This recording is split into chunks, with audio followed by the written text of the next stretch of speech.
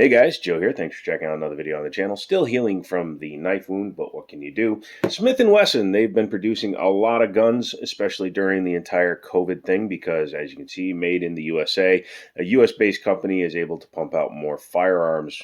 M&P is one of my favorite full-size guns. They just came out with the metal. I'd like to get my hands on one and check one of those out. But another one they just came out with that's pretty interesting is the Equalizer, based on the EZ Shield. It's a pretty interesting gun, and we're going to go over it today. This one came from Liberty Arms down in Harrisonburg, Virginia, and it comes in at $499 with an MSRP of $599. We've been selling these like cakes that are hot, or hot cakes.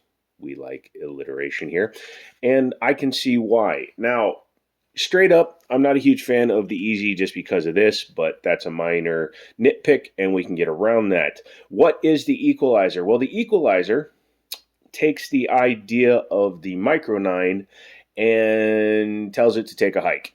So this is technically like a Macro 9. What a lot of companies have done, especially since Sig Sauer came out, was they came out with their 3-inch gun, the 365, the Hellcats, the GX4s, etc. And over time, those guns have gotten additional models that make them longer and longer and longer and longer till you have guns like the Macro, the XL, things like that. Well, Smith & Wesson knows that when you're carrying a firearm, this is the important side. This is the side that prints up against your body, underneath your shirt, etc. This isn't as important, and you'll see that in some of the other guns that are out there. It's like the logical inverse of a 19X, so longer slide, shorter frame. So by equipping it with a basically 2-finger frame, it keeps its concealability, but giving it a 3.6-inch barrel gives it better ballistics and better shootability. And using the EZ lineup makes it easier to rack if you're disabled, old, etc. Obviously chambered in 9mm. You get the double stack mags. It comes with 3 in the box. It's another reason why at $499 it's not a bad price.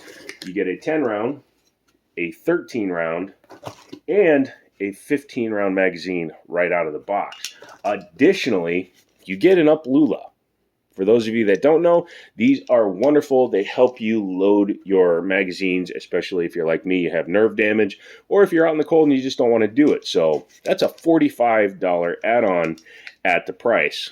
You just do that, it opens up, and then you take your magazine and you can run your bullets into it. This is a snap cap, but makes it so much easier so that you're not sitting there pushing down with one hand while trying to roll the round in. So that alone takes $45 off the cost of the gun. The 15-rounder, which is normally like a $30 to $40 add-on, you're paying a little over $400 for a gun with 2 mags. Industry standard right now is 2 mags. So that's pretty impressive. But yeah, as you can see, double stack 15-rounder will sit flush. Obviously, it'll cycle in a snap cap, no problem. We'll eject that for now because we don't need it. And then we will take a look at the outside. It does have rear and front slide serrations. That's nice to see. Just a 3-dot sight setup. However, it is based on the EZ Shield, so it should be able to take all of its sights as well. Up top, you will see it is red dot cut. There are no additional plates, but at least it is red dot cut out of the box. I believe that is for the RMSC cut, the smaller micro red dots.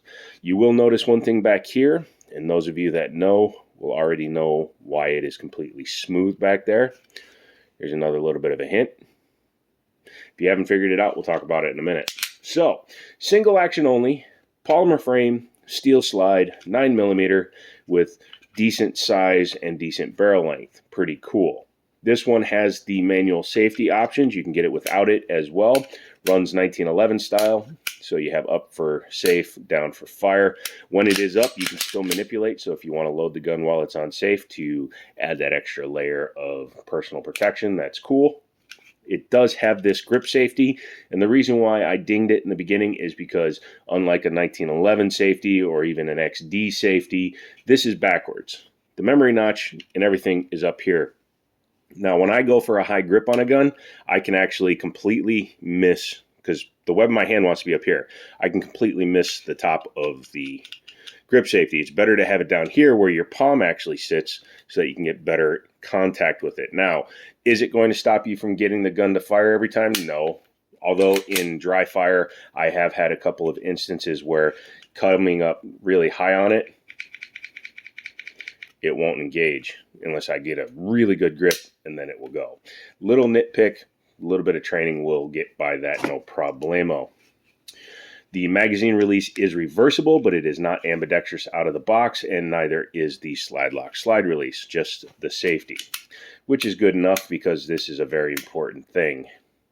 A lot of folks come into our store, Liberty Arms, Harrisonburg, Virginia. Obviously, I can't link them. And they ask us what would be best for them. And number one, I'm going to put a bunch of different stuff in their hands because I want them to be comfortable. But for new shooters, I do suggest, especially if you're thinking about carrying, you just took your concealed carry course, I would suggest a manual safety. Doesn't have to have the grip safety, but I would recommend a manual safety, especially if there is no trigger safety. That's just personal choice for new shooters that I encourage. I don't force them to, but I would always encourage a new shooter to get something with a manual safety so that they can practice. I'm going to put the 15 rounder in it because for my slightly over 4.5 foot frame, I like to have a little bit of extra grip on the gun. And before you comment, yeah, I'm over 6 foot. I just like to say I'm a little over 4 feet to see who goes to their keyboard and says, that's the biggest 4 foot tall guy I've ever seen. The mag release drop free magazines, that's nice. And with these base pads, they fit flush. Let's talk about the trigger with the safety down and the grip safety engaged. It's about a 5-pound trigger. Well, it would be if it was reset. So when you pull it, it just breaks. There is some take up. It's not too bad. You can see it's just a little bit there, and then it breaks. Reset. And the reason why it's not locking back is because I have my finger on there. You don't feel it at all. You barely hear it, and it's all the way back out. But it feels good, and that's the important thing. Slide serrations are nice and deep, and being an easy shield, it's very easy to manipulate. Overhand, crab up front. Press check. Does have a hole so you can see a round that's in the chamber. No charged indicator or loaded chamber indicator. 1913 style pick rail up under here so you can mount your lights and lasers, etc.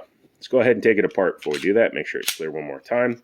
Bring it all the way, excuse me, I was messing with my palmetto earlier. Take it all the way back, drop your takedown lever 90 degrees, lever, however you want to say it, and just pull the top off. You don't need to pull the trigger because, if you can see, this guy is hammer fired. Take the guide rod out. It's a metal guide rod, nice to see. And then your 3.5 inch barrel, or 3.6 inch, pardon me, let me double check. 3.625. So yeah, 3.6 inch barrel. If you run a good ammo like SIG's 365 ammo through it, you will get good ballistics. You can get upwards of 1100 FPS with some of those ammos, and you're good to go. Inside the slide, typical finishing. This is hammer fired, so it does have a void back here. The internal hammer comes up and smacks the firing pin right there. It's an interesting design. I've seen it a few times, and as you can see, the firing pin tube is retained by the roll pin. The roll pin also retains the, the extractor. Right down there, you do have your grip safety or firing pin block safety, and it's all pretty nice and tidy in there. I like that the screws are up top, not underneath like in my Sig Sauer stuff. Taking a look at the frame, Smith & Wesson does a full metal insert here. If you see these little cutouts like on the M&P 2.0 and these guys, that's how you can tell that it has a metal insert here. So all of this locking block is one big piece of metal. It helps with rigidity. Also, when you're mounting lights, lasers, bazookas on here, it helps with keeping the frame from distorting at all. If you distort it here, you can cause a little bit of droop, and then all of a sudden it doesn't cycle quite correctly. It's not going to make a gun fail, but it's nicer to see a little bit more rigidity in there. I am surprised that even though it is a big metal insert and this block is this long, they only have the rails for half of it.